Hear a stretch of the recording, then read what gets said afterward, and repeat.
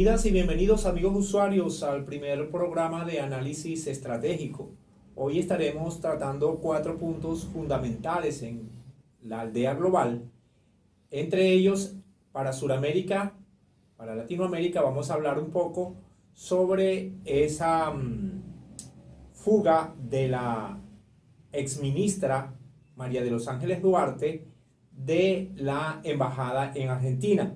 El otro punto a nivel suramericano es el regreso de Aida Merlano, que fue deportada desde Venezuela hacia Colombia, en un hecho bien interesante donde la corrupción a nivel electoral juega un papel fundamental.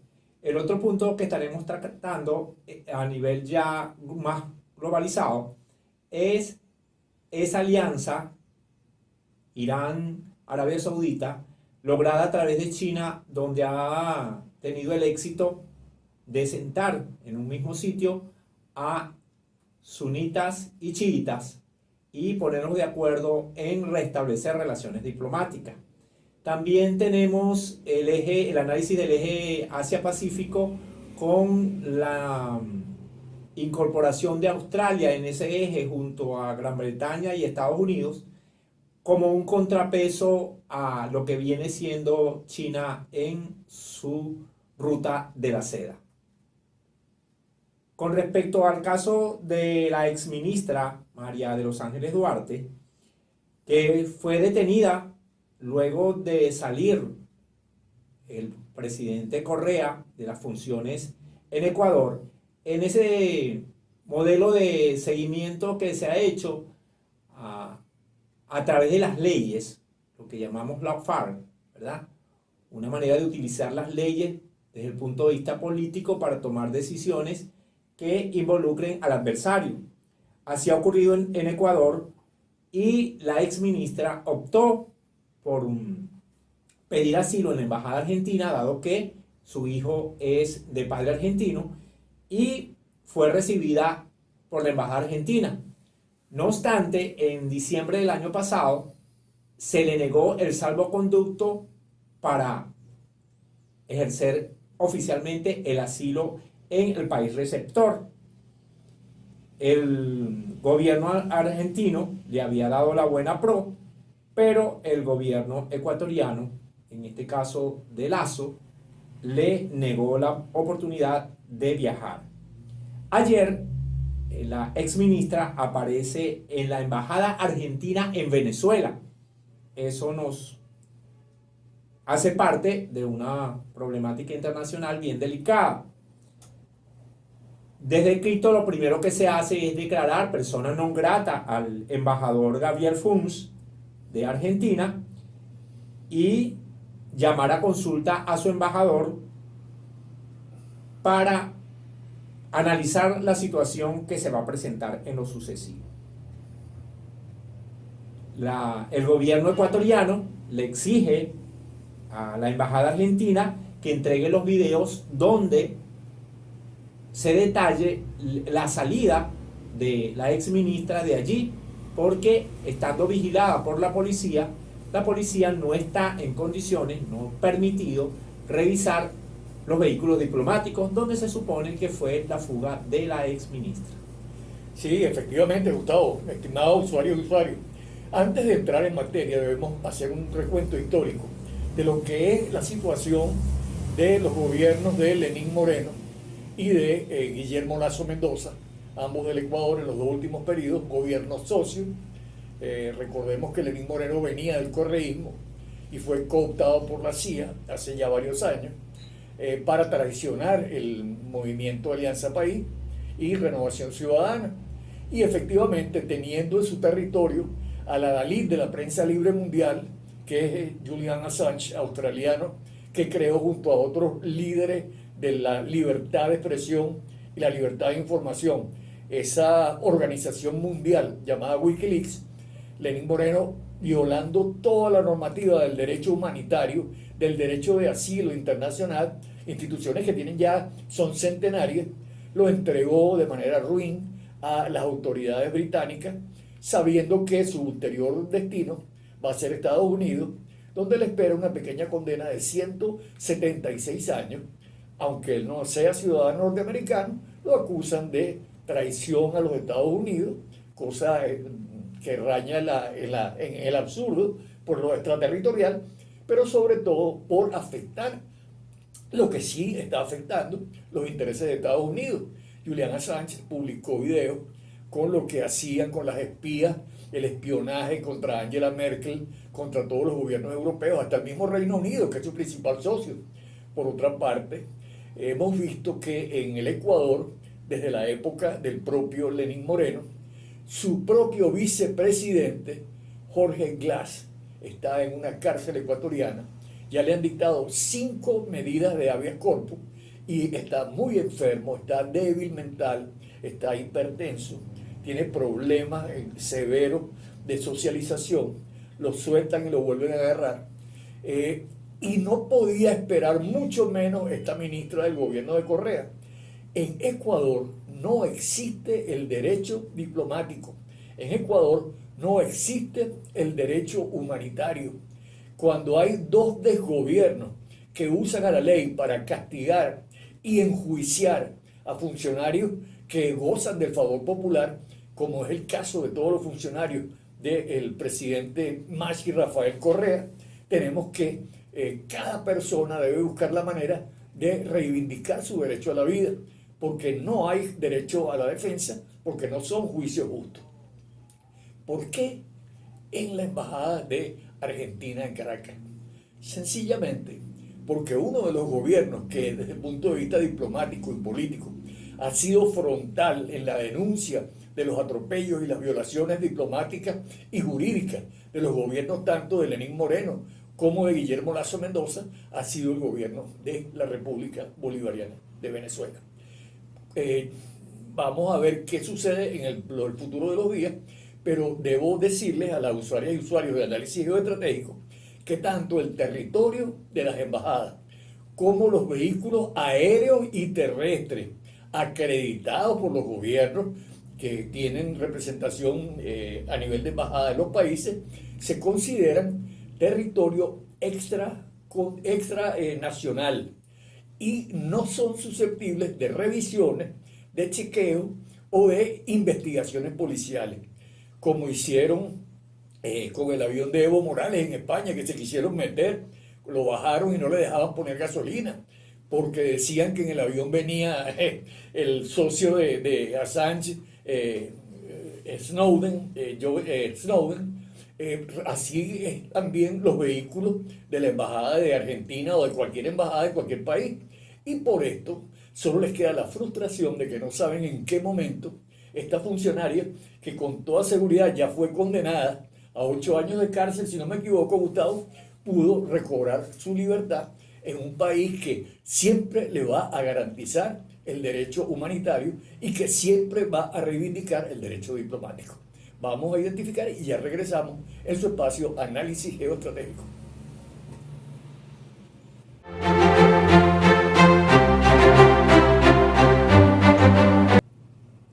Continuamos, amigos, usuarias y usuarios, en su programa Análisis Geoestratégico, dando una revisión del caso de la señora Aida Merlano. Como sabrán ustedes, la señora Aida Merlano se escapó en octubre del 2019 de Colombia. Escapó de una clínica odontológica y apareció en marzo de 2020 en el estado Zulia, donde fue detenida y puesta a la orden de las autoridades venezolanas. La señora Aida ha sido deportada de Venezuela previo un pedido de extradición por parte del gobierno de Gustavo Petro, porque tiene noticia muy relevante acerca de un clan político llamado el Clan de los Char, que opera en la costa atlántica colombiana. La señora Aida Merlano, en el momento de su fuga, estaba condenada por delitos de corrupción al sufragante, por el hecho de la compra de votos allí en la costa, y también por el delito de concurso para delinquir, además de la violación de los topes electorales. A eso se suma ahora el juicio por la fuga. En esa fuga, la señora Merlano fue ayudada por su hija, quien fue luego detenida y procesada y está purgando condena por colaborar con la fuga de su madre. Ahora, ¿cuál es la importancia política de la señora Merlano en Colombia? Recordemos que la señora Merlano está denunciando a su expareja y al clan de su expareja y a los empresarios ligados a su familia de comprar votos tanto para Duque como para la elección de concejales, diputados y alcaldes en la zona costera del Caribe colombiano. A su llegada a Venezuela, estaba en su apogeo el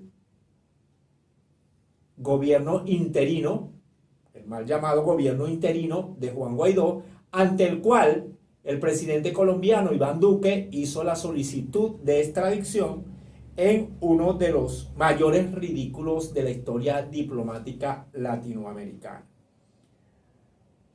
La señora Merlano está acusando, como les decía, a su exmarido y a empresarios ligados a este en un juego político macabro que es costumbre en Colombia, pero que se detectó ya electo Iván Duque.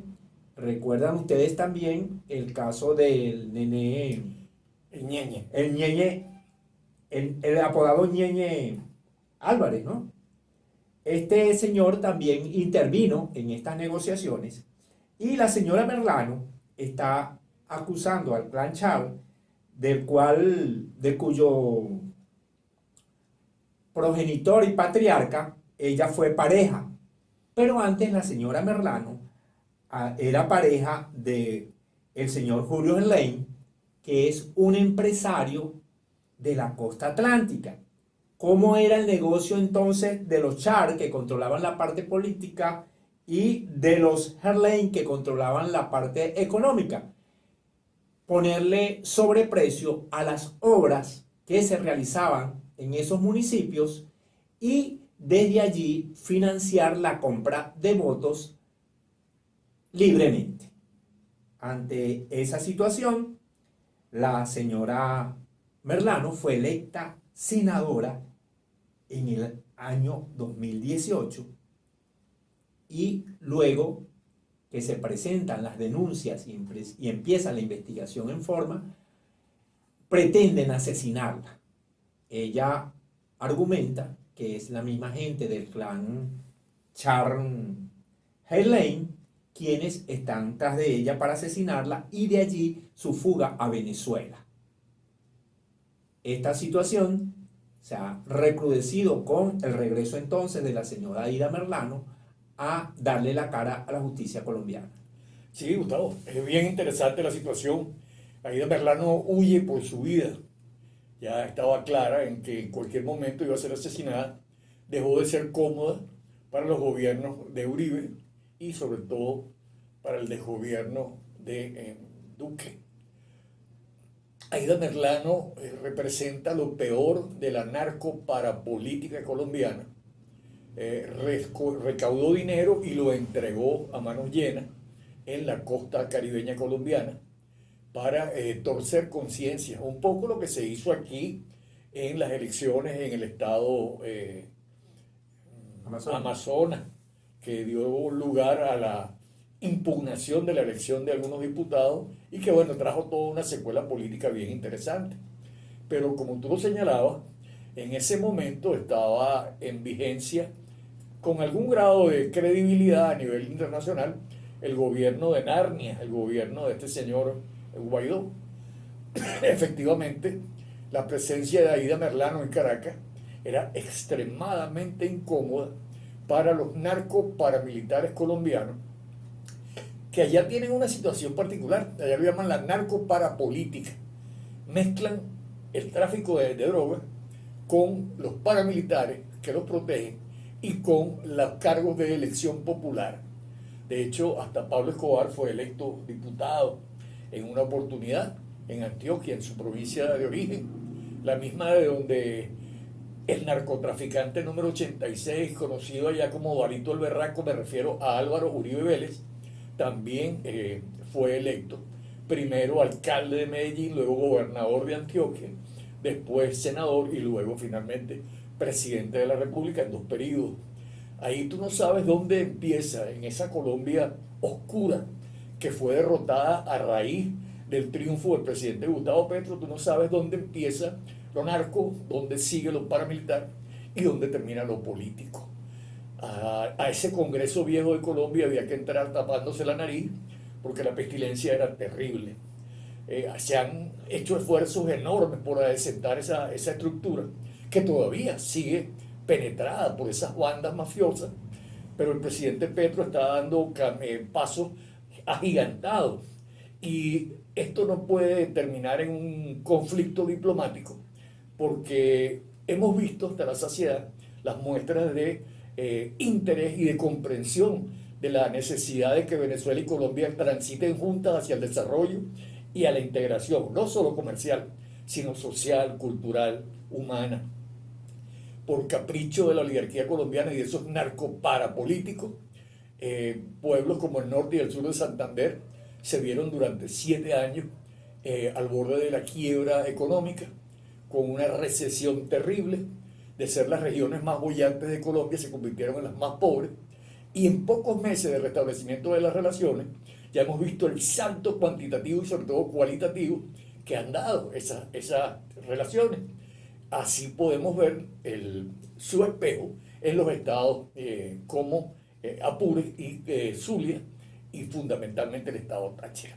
Esa frontera entre el norte de Santander y Táchira llegó a ser, a pesar de la diferencia poblacional, la frontera más caliente desde el punto de vista económico de todo el continente americano.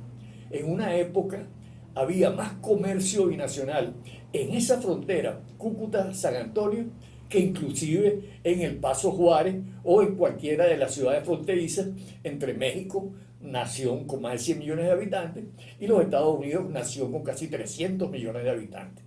Vamos a identificar, al regreso vamos a hablar ya de los aspectos globales del programa en esta emisión de hoy. Vamos a abordar 2 temas fundamentales. El peso geopolítico de China, logrando la reunificación de 2 países musulmanes, uno árabe, que es la Casa Real Saudí, y otro persa, que es la República Islámica de Irán.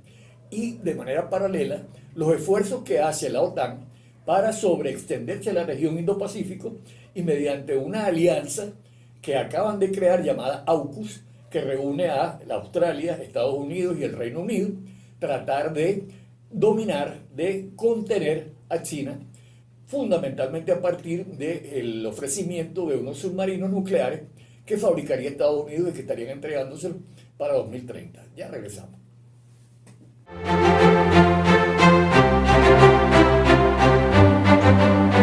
Estimadas usuarias y usuarios de Análisis Geoestratégico, volvemos para el tercero de los segmentos del espacio correspondiente a esta emisión. En este momento vamos a analizar cómo ha sido esa presunción de muchos analistas políticos universales de gran importancia de los 5 continentes no alineados al imperialismo norteamericano, en los que hablan de un 10 de marzo como día de inicio del nuevo orden mundial multisectorial, multifactorial, polinacional, con varios centros de poder no sometidos a la hegemonía norteamericana. Ese día ocurren varias cosas. Por un lado, se detecta la quiebra de 3 bancos importantes, uno de ellos muy importante, el Signature Bank y sobre todo el Silicon Valley Bank, bancos posesionados entre los primeros 20 del ranking mundial, con una cartera de clientes enorme y con una masa en depósitos muy importante. En una semana quiebran 3 bancos en Estados Unidos. Y ese mismo día, 10 de marzo de 2023, por los oficios de la Cancillería de la República Popular China, se logra romper un bloqueo, un cerco entre dos naciones hermanas, la persa, la iraní, y la árabe saudí, con una misma religión, con idiomas distintos. Una, por supuesto, habla farsi, que son los iraníes, la otra habla árabe, que son los saudíes, pero que fundamentalmente sus diferencias religiosas habían sido explotadas por el gobierno norteamericano, quien con su política imperial de dividir, de desunir, había logrado enfrentar a dos pueblos que tienen una relación milenaria. Cuando sube Mahoma en el 632 de nuestra era a los cielos, se produce una confrontación entre sus seguidores. Unos decían que el sucesor de Mahoma debía provenir de la familia, el otro decía que debían ser electos. Y así surgieron las dos facciones, los sunitas y los chiitas, y que se han venido enfrentando en distintos escenarios, llamándose traidores, llamándose infieles, en fin, el fanatismo de la religión, pero sin que el agua llegara al río. Cuando, después de la Segunda Guerra Mundial, Estados Unidos ve el potencial que tiene Arabia Saudí, sobre todo en la materia de producción petrolera y en la compra de gas, ellos enamoran a la Casa Real Saudí y en paralelo dan un golpe de Estado en Irán y colocan a Mohammad Reza Pahlavi, el famoso Shah de Irán, que fuera derrocado en el 79 y que da origen a la toma de la embajada y a la declaratoria de la Revolución Islámica liderada por el Ayatollah Khomeini. En fin, explotaron las diferencias, comenzaron a vender sobre todo armas de calibre enorme, cazas bombarderos de última generación, lo que no hacen con ningún país del mundo, ni siquiera con los socios europeos, para que sus socios árabes tuviesen todas las herramientas de destrucción y mientras tanto les garantizaran el suministro de petróleo. Solo con la audiencia, solo con el apoyo de la Casa Real Saudí, Estados Unidos pudo imponer el petrodólar en la época de Nixon. Y a partir de ahí, subyugaron al mundo y colocaron al dólar como la moneda de cambio universal. No fue en Bretton Woods, en el año 45, 44, no, fue acá, en este escenario posguerra, donde llegan a tener ese peso tan importante las llamadas seis hermanas, las compañías petroleras más importantes del mundo. Y explotando estas diferencias, Estados Unidos, cuando ya no pudo controlar más Irán, tenía una presencia importante de base, de naves, de tropas, sobre todo de barcos.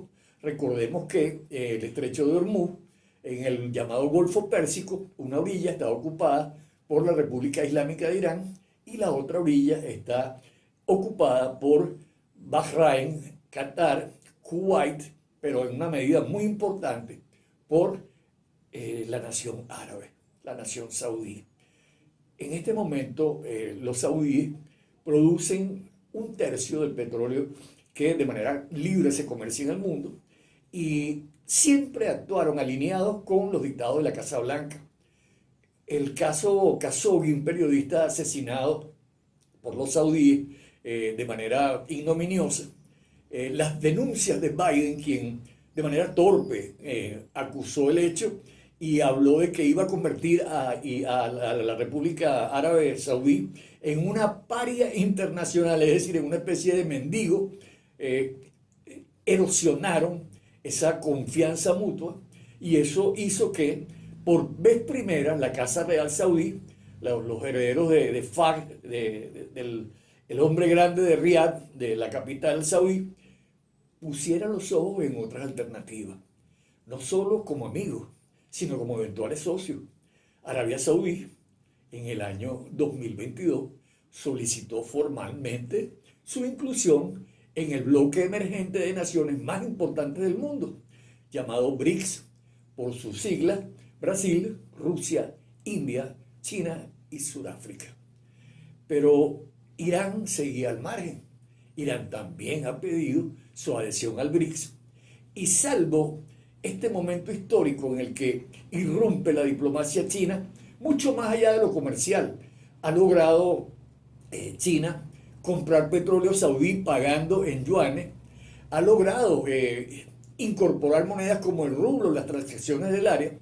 Más que eso, ha logrado sentar a dos naciones hermanas, separadas por 60 kilómetros de un mar, que tal vez sea el más custodiado del mundo, para que trabajen juntas en el establecimiento de un nuevo mundo multipolar, lo que se ha denominado el nuevo orden mundial virtuoso, que vendría a oponerse al nuevo orden mundial que se crea a partir de 1954 con el establecimiento de Bilderberg, con su inhumana condición en la que pretendieron esclavizar al planeta a nombre de la supuesta libertad. Recuerdo a Bolívar: Estados Unidos va a plagar de miserias a la América y al mundo en nombre de la libertad. Libertad de explotar, libertad de comerciar. Pero este paso de China se va a proyectar a lo largo del tiempo y va a dar respuesta a lo que vamos a analizar en el siguiente segmento, que es la contrapropuesta de la OTAN. Gustavo, ¿qué opinas tú sobre esta asunción de China del liderazgo en el campo geopolítico, pero también en el campo diplomático? Sí, tres elementos salen a la luz allí: el elemento energético, el elemento económico y el elemento geoestratégico.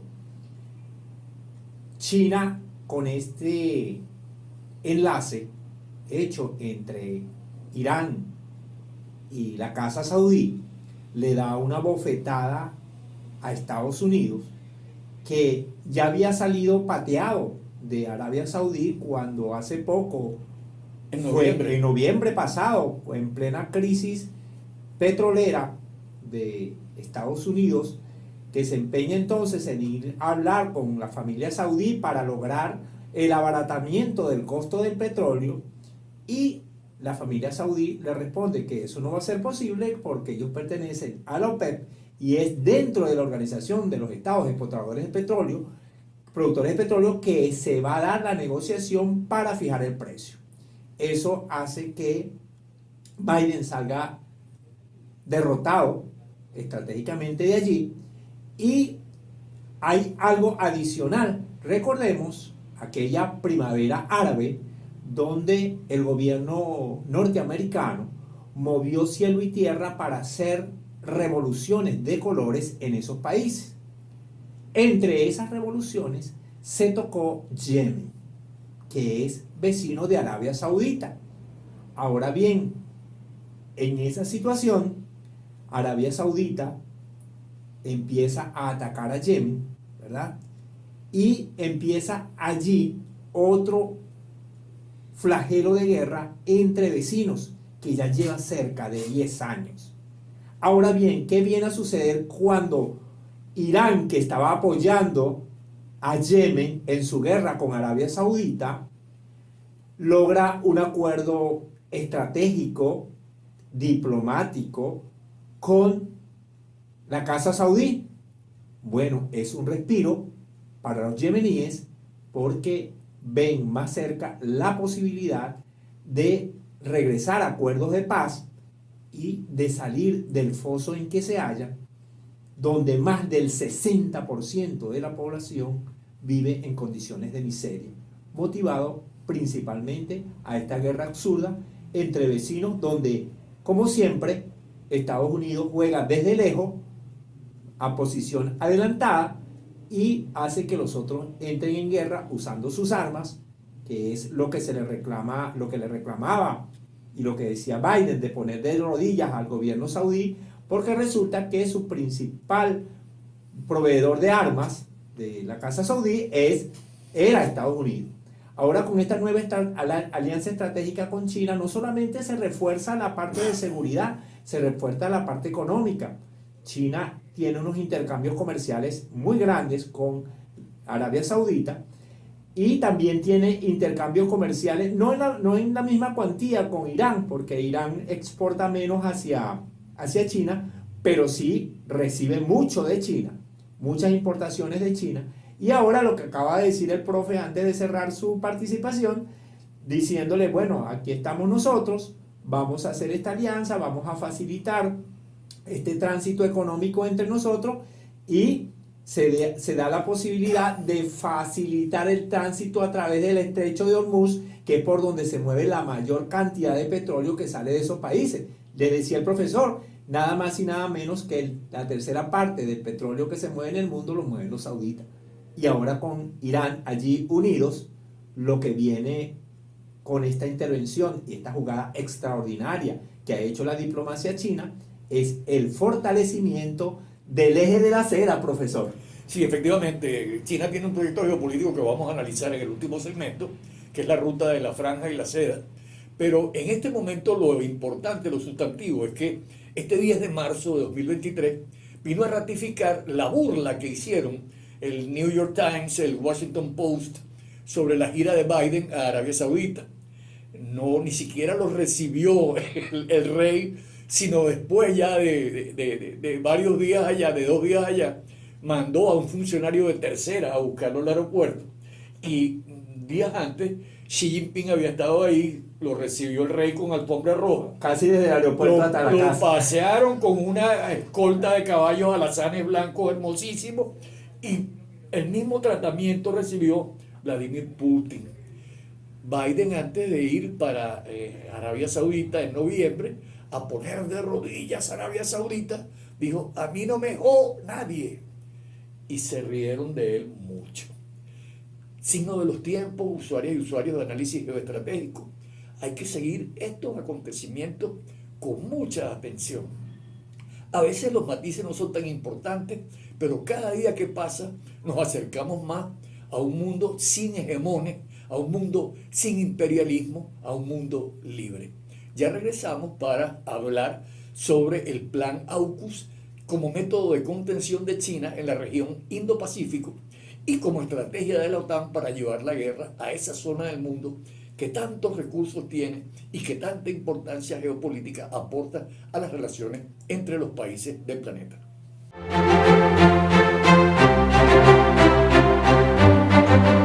Usuarias y usuarios de análisis geoestratégico, regresamos ya para el segmento final de la emisión por este día.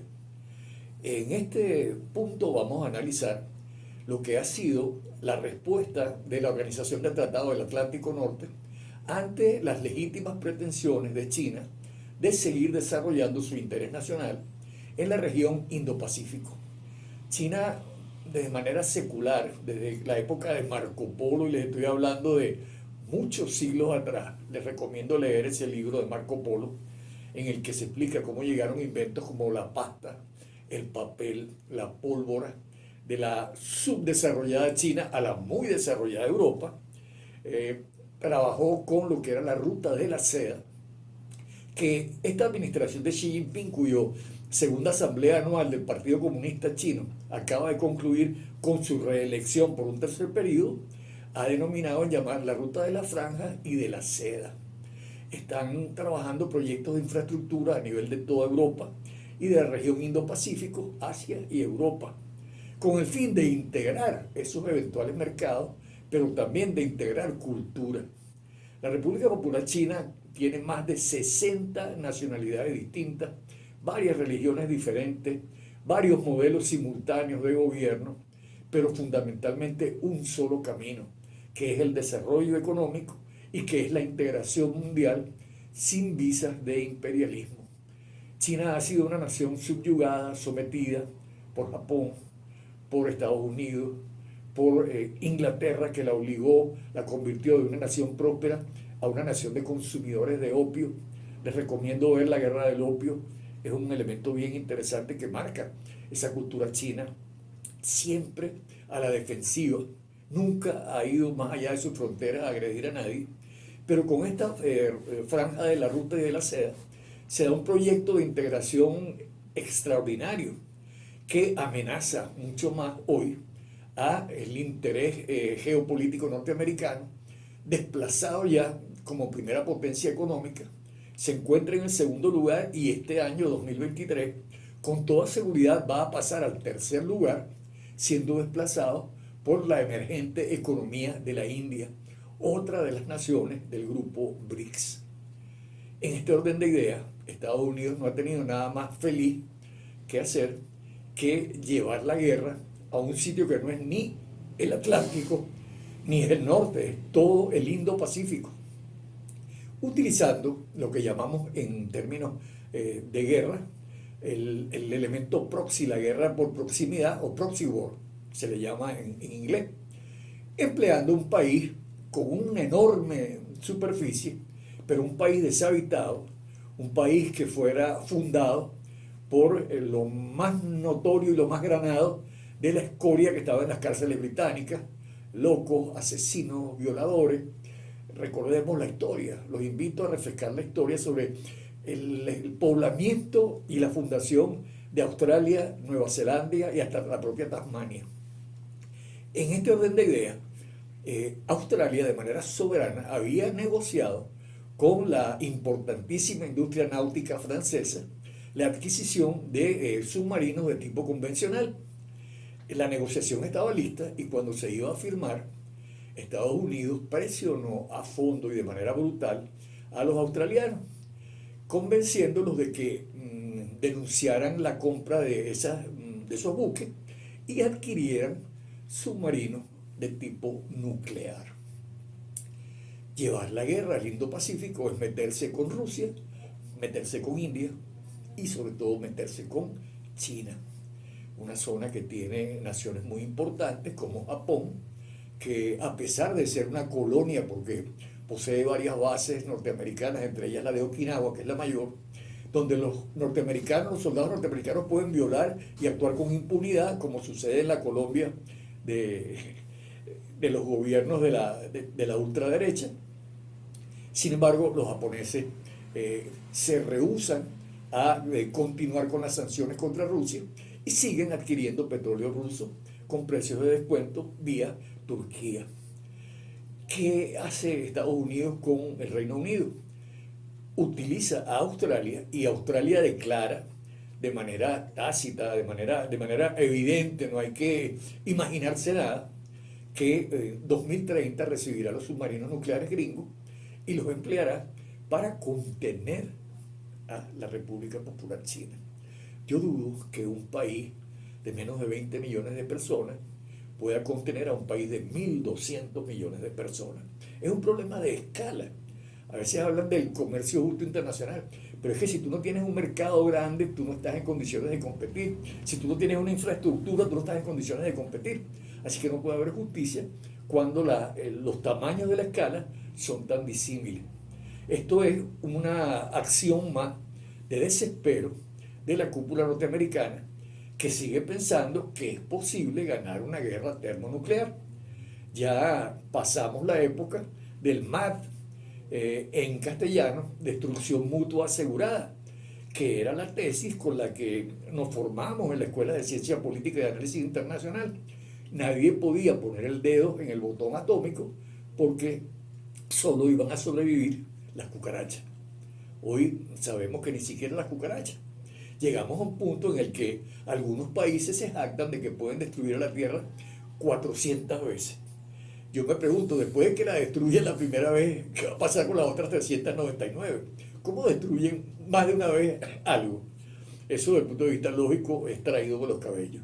Sin embargo, esta desesperación norteamericana, que como única jugada inteligente ha tenido en este momento desplazar a la locomotora económica de Europa y destruirla, porque eso es lo que ha pasado con Alemania, con la voladura de los gasoductos y con la vinculación en esa carrera loca de sanciones contra Rusia, ha hecho que las grandes firmas industriales y fabriles se vayan de Alemania porque la energía es muy costosa, porque las condiciones de vida son muy difíciles y porque Estados Unidos les está ofreciendo 20 años sin pago de impuestos y un montón de ventajas con la contratación de personal que les permitirían secuestrar, robarse la industria alemana.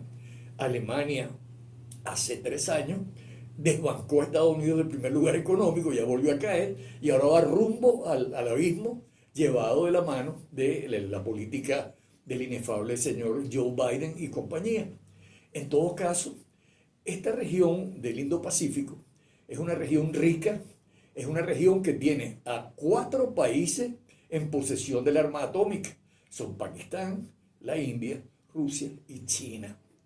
llevar la guerra a ese nivel implicaría que ellos pretenden ejecutar ese viejo plan de partir a China en 6 o 7 pedazos pequeños y de partir a China, según la geopolítica de Mackinder y otros famosos geopolíticos británicos de principios del siglo XX, partir a lo que era la Unión Soviética, actual Federación Rusa, en por lo menos 4 grandes pedazos. En ambos casos con el fin de quedarse con sus recursos y debilitarlos demográfica, política, pero sobre todo económica y militarmente. Gustavo, ¿qué opinas tú al respecto sobre esta política audaz y loca de la OTAN en la región llamada AUKUS? Fíjate que hay algo bien interesante de plantear allí. Australia está jugando a lo que jugó Alemania. Dejarse llevar a ciegas por la política exterior norteamericana y facilitar todo ese intercambio que la va a poner, como tú dices, en las puertas de una guerra proxy, donde el espacio geográfico de la guerra, lo más probable que sea Australia. Sí, lo más probable que sea Australia. Tiende a romperse la soga por el eslabón más pequeño. Exacto. Y no con lo que creen muchos que va a ser por China, por la provincia china de Taiwán. de Taiwán. Entonces, ¿qué es Australia? Que es el que menos conocemos de este triunvirato que está formado allí junto con Reino Unido y Estados Unidos. Australia es un país con un ingreso per cápita tremendo, con una posesión y exportación de gas, de petróleo, de tierras raras, de litio, de oro, de plata, o sea que tiene una riqueza extraordinaria. Y en esta jugada política a la que se está viendo forzada, lo primero que hizo fue romper ese intercambio comercial tan extraordinario que tenía con China y ponerse entonces en la misma línea de los Estados Unidos y de Gran Bretaña con la intención de facilitar el ingreso de unos submarinos de propulsión nuclear, contraviniendo un acuerdo económico que ya tenía con Francia, de la cual Francia protestó un ratico, pero como toda la OTAN está al servicio de Estados Unidos, esa protesta pasó por debajo de la mesa, en el buen término, y quedó Francia con los crespos hechos, pero sin poder hacer más nada porque simple y llanamente están a merced de lo que Estados Unidos decida a través de la OTAN. Ahora bien, ¿qué genera esta situación? Genera otro clima geopolítico donde las apetencias norteamericanas, el empuje hacia la guerra, el vender armas de su arsenal, viene a ser la estrategia norteamericana para darle seguridad, según ellos, y contener, valga la risa, contener a China, que estratégicamente se ha movido sin agredir a nadie, sin invadir a nadie, sin ocupar a nadie, sin forzar guerras proxies en otros países, y que está a las puertas de convertirse en la primera potencia económica mundial. Entonces, están justificados los temores norteamericanos, por supuesto, y británicos, pero me parece que Australia está siendo convidado a un baile donde lo más probable es que le peguen la torta en la cara. Sí, ojalá fuese así, Gustavo. Mira, analistas políticos australianos y europeos están comentando mucho una caricatura que salió en un medio del Reino Unido, en la que salía un gigante vestido con los colores de Estados Unidos, llevando de la mano a un niño con los ojos vendados. La figura norteamericana se reía, el tío Sam se reía, y el niño iba caminando de manera torpe hacia un barranco. Esto es lo que están comentando en Europa con la intromisión de Australia. Creo que no está ranqueada Australia para enfrentarse a la primera potencia económica del mundo y la segunda potencia militar. Pero en todo caso, vendrán en nuevos escenarios, vendrán en nuevos programas y tendremos toda la satisfacción del mundo. El ingeniero Gustavo Rosendo, el poeta de La Vega, analista político, y este servidor, Gerardo González, politólogo, analista internacional, para seguir llevándoles en detalle esas noticias. Queremos dar las gracias por la sintonía y renovamos nuestro compromiso para, de manera veraz, oportuna y auténtica, continuar con ustedes.